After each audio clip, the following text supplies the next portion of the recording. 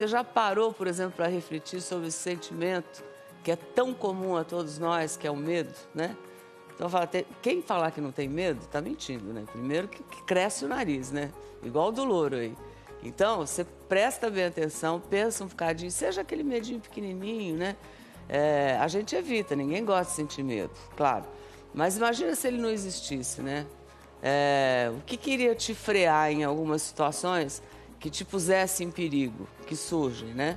E como tudo na vida, sentir medo também tem o seu lado bom. Eu diria que é até necessário a gente sentir medo de algumas coisas. O problema é que quando ele passa de um limite, ele paralisa. Em vez de te motivar a reagir, ele te paralisa. Ou nos faz interpretar os fatos de uma forma equivocada, porque você está com medo.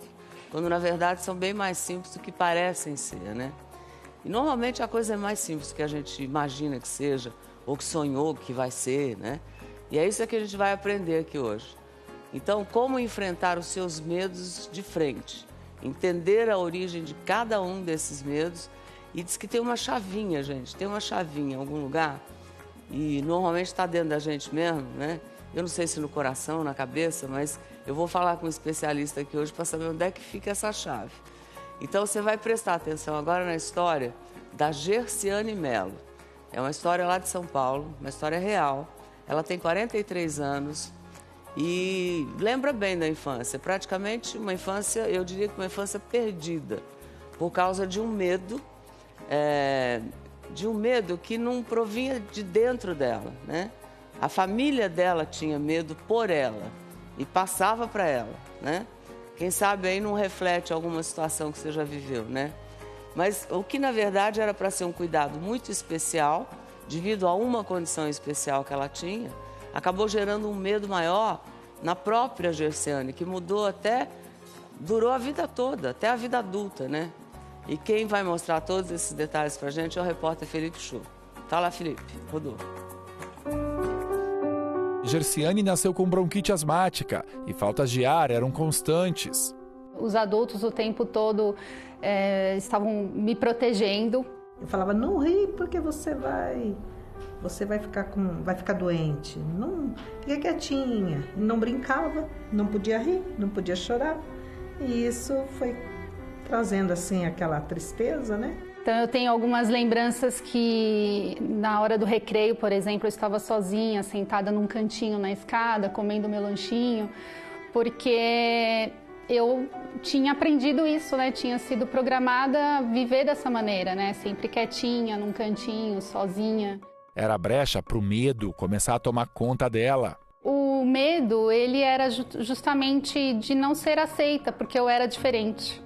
Tentando se sentir como outra criança qualquer, Gerciane adorava dançar na sala de casa. Aos 7 anos, eu estava dançando a música da Gretchen, Pirim Pim Pim.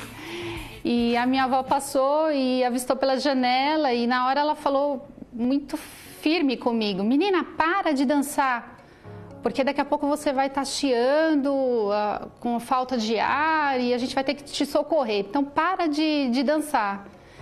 E realmente eu parei por toda a vida. Eu não podia chorar, eu não podia rir, eu não podia correr, eu não podia brincar, eu não podia dançar. E eram muitos nãos, né? E esses nãos, eles foram se tornando muito fortes na minha vida. Um dos nãos mais impactantes veio depois de uma crise forte de bronquite, aos 11 anos de idade. A mamãe não estudou.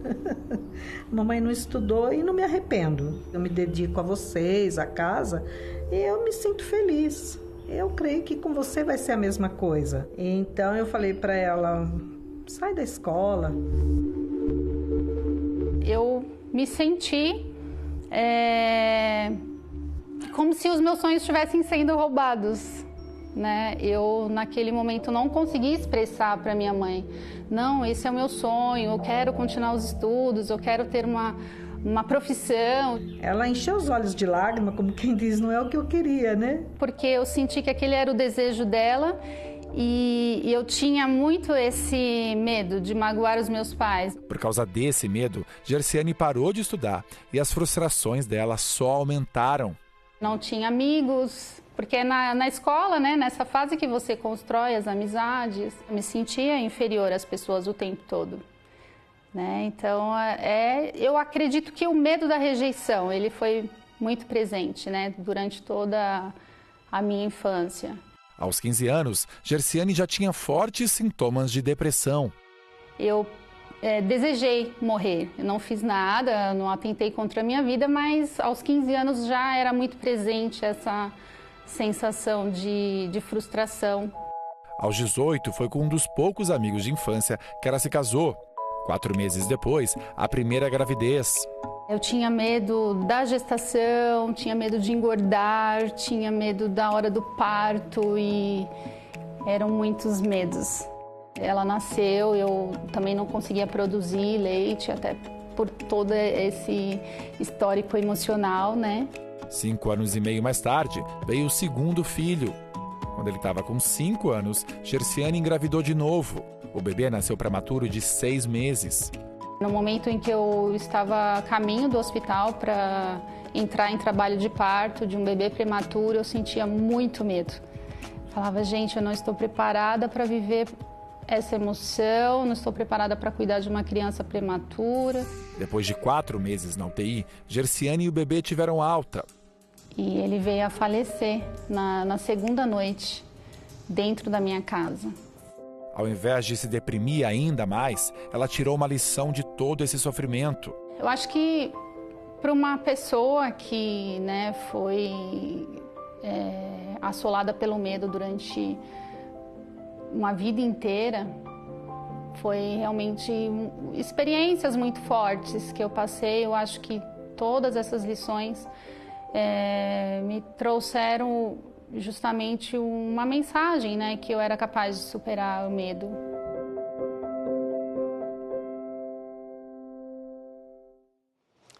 Pois é, você vê o que é que o medo pode fazer de repente, né? E você, a gente que é mãe, que é pai, né? Obviamente esse medo é um medo de amor, né? Alguém podia imaginar, né, que um cuidado especial para preservar a saúde, né, porque ela tinha crises, né, de um filho, podia desenvolver também, né, uma coisa que vai levar a vida inteira, né? Virou uma bola de neve, né? E um medo foi puxando o outro, né?